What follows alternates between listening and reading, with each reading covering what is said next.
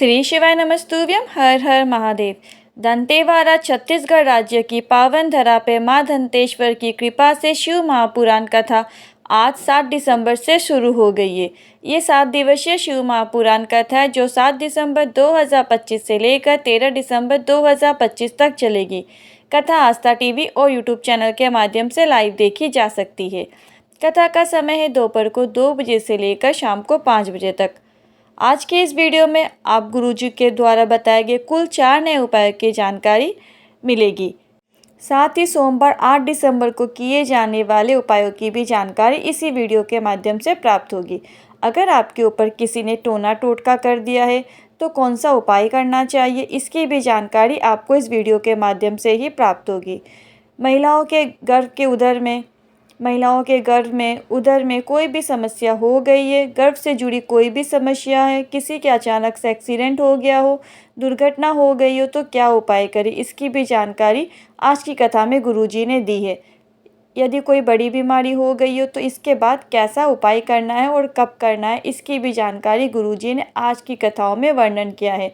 और यदि बुरे सपने आ रहे हैं तो क्या उपाय करना है, सभी की जानकारी आपको इसी वीडियो के माध्यम से प्राप्त होगी। यदि किसी कारणवश आप आज की कथा नहीं सुन पाए हो तो पूरी कथा का रसद आपको एक छोटे से वीडियो के माध्यम से प्राप्त होगा। आज 7 दिसंबर 2025 पहले दिन की कथा पूर्ण हो चुकी है। कथा में गुरुजी ने कुल मिलाकर 17 उपाय पत्र और उपयोगी जानकारियाँ दी है। सभी की जानकारी आपको एक छोटे से वीडियो के माध्यम से प्राप्त होगी। आइए शुरू करते हैं। कथा शुरू करते ही गुरुजी ने कहा, माता सती के दांत यहाँ गिरने के कारण माता दंतेश्वरी की कृपा दंतेवाड़ा छत्तीसगढ़ के लोगों को प्राप्त हुई है। सती मैया जब सती हुई तब सभी उनके जो बॉडी के पार्ट्स से शरीर के जो अंग थे वो अलग अलग जगह पर गिरे थे। तो जो दंतेवेरा की जगह में माता का दांत गिरा था तो इसीलिए वो दंतेवेरा कहलाई। ये माता का 52 शक्तिपीठों में से एक शक्तिपीठ यहाँ पर स्थित है। बढ़ते हैं कथा की दूसरी विशेष जानकारी की ओर। गुरुजी ने कहा, केवल भारत की 2 ऐसी नदियां हैं जहां से शंकर भगवान का शिवलिंग प्रकट होता है। एक तो है माँ नर्मदा और दूसरी है माँ इंद्राणी। 2 नदियां हैं जहां से शंकर भगवान का शिवलिंग प्रकट होता है। अगर आप बस्तर में खुदाई करेंगे तो आपको संपूर्ण क्षेत्र में भोलेनाथ के कई शिवलिंग प्राप्त होंगे।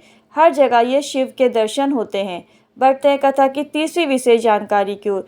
गुरुजी ने कहा, 52 शक्तिपीठ से हर शक्तिपीठ में जाना सरल है, पर केवल माता दंतेश्वरी की कृपा हो तभी आप माता दर्शन के लिए इस शक्तिपीठ पर आ सकते हैं। बढ़ते कथा की चौथी विशेष जानकारी की ओर। गुरुजी ने कहा, इंद्रावती में से एक ऐसी नदी है बस्तर में जो पत्थर को भी शिवलिंग बना देती है। बढ़ते कथा की 5वीं विशेष जानकारी की ओर। गुरुजी ने एक पत्र पढ़ा जिसमें लिखा था 18 प्रश्न है, सभी प्रश्न बहुत सुंदर है। गुरुजी ने कहा, जब आयु 100 वर्ष की हो तो मनुष्य 100 वर्ष तक ही क्यों जी पाता है। तो गुरुजी ने कहा, अब डाटा मोबाइल में 2 GB है तो आप 24 घंटे में खर्च करो या 2 घंटे में, ये आपके ऊपर है। रोज़ पुलिस वाले बोलते हेलमेट लगाओ, सुरक्षा ज़रूरी है, पर लोग सुनते नहीं।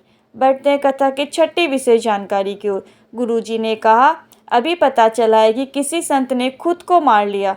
बहुत बड़ा संत था, वैभव है, धन है, सत्ता है, पर मनुष्य अंदर से सुखी नहीं है।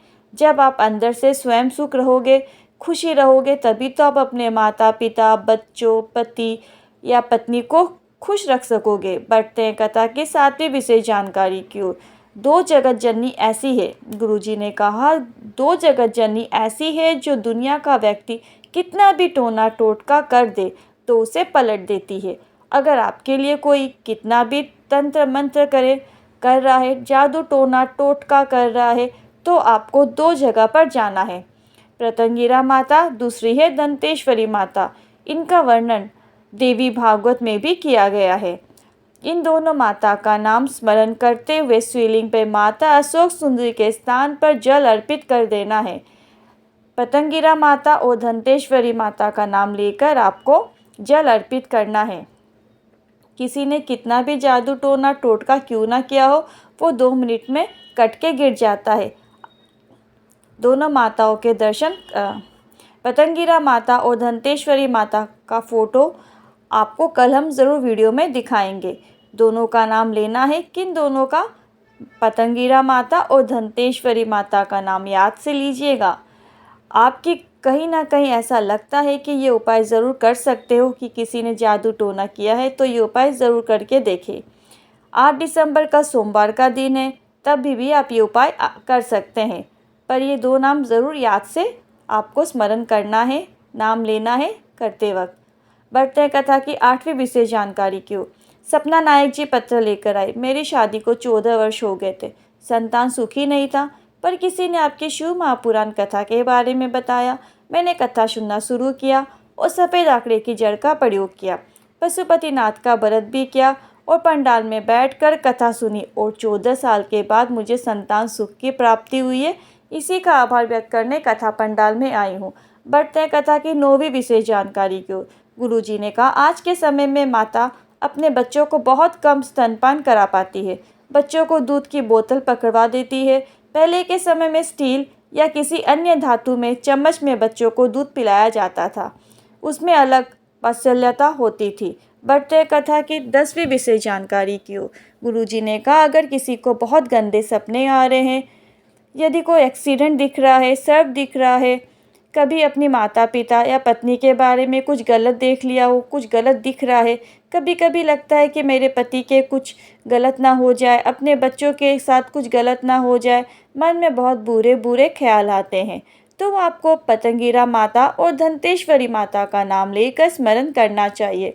पतंगीरा माता और धंतेश्वरी माता का नाम ज़रूर स्मरण करें।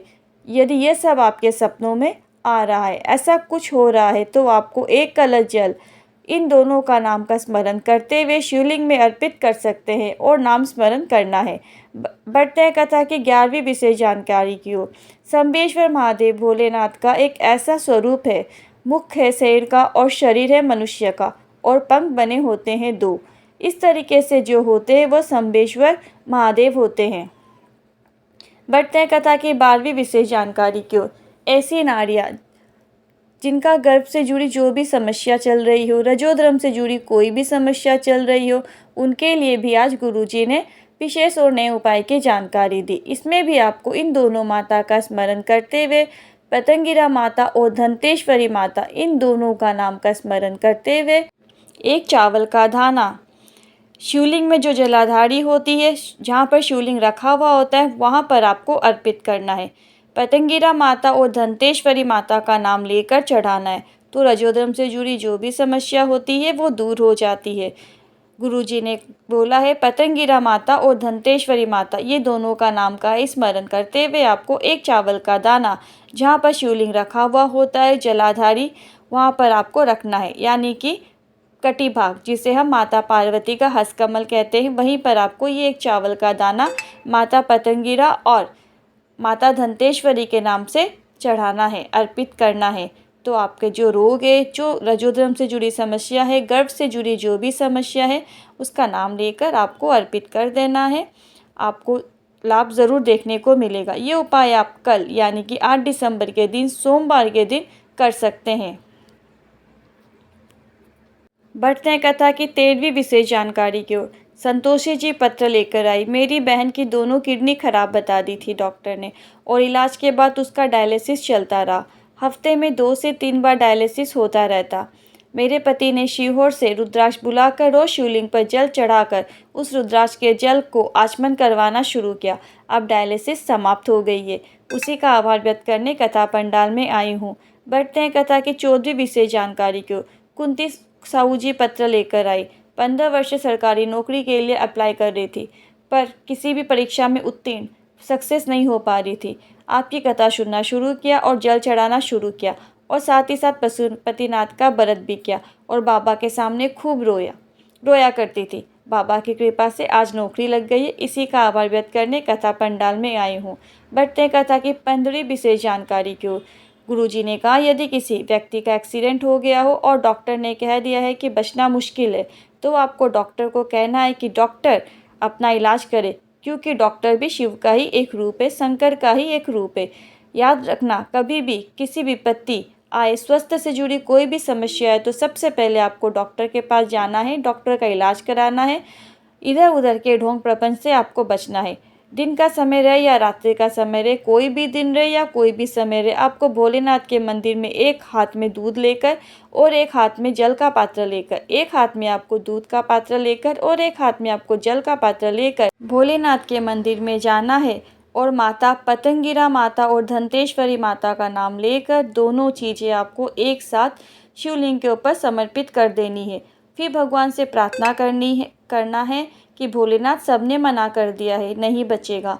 कहते हैं अगर तू कृपा करेगा तो उसका काल भी कुछ नहीं बिगाड़ सकता, तेरे को ही सब संभालना है। इस तरीके से आपको ये उपाय करना है। मतलब इस बीच में जैसे ही एक्सीडेंट हो जाता है आपको, या कोई भयानक रोग आ जाता है, तो आपको इसी तरह से एक पात्र में जल और एक पात्र में दूध लेकर शिवलिंग पे चढ़ाना है। आपको मंदिर जाना है किसी भी समय, किसी भी दिन, आपको ये उपाय ज़रूर करना है। पर ध्यान रहे, आपको माता पतंगिरा माता और माता धंतेश्वरी नाम का स्मरण करते हुए एक हाथ से दूध और एक हाथ में आपका जो जल का पात्र है, दोनों को एक साथ धार बनाकर चढ़ाना है और बाबा से प्रार्थना करनी है। बढ़ते हैं कथा की 16वीं विशेष जानकारी की ओर।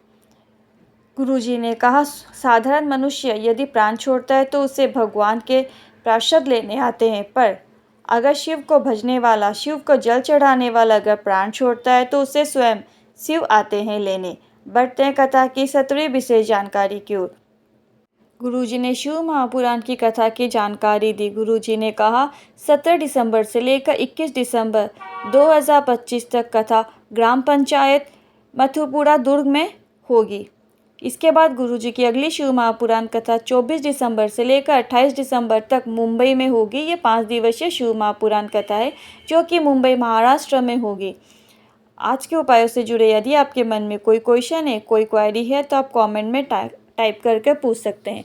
आशा करती हूँ, उम्मीद करती हूँ वीडियो पसंद आया होगा और अधिक जानकारी के लिए चैनल को लाइक, शेयर और सब्सक्राइब करें। मिलते हैं अगली वीडियो में। श्री शिवाय नमस्तुभ्यम। हर हर महादेव।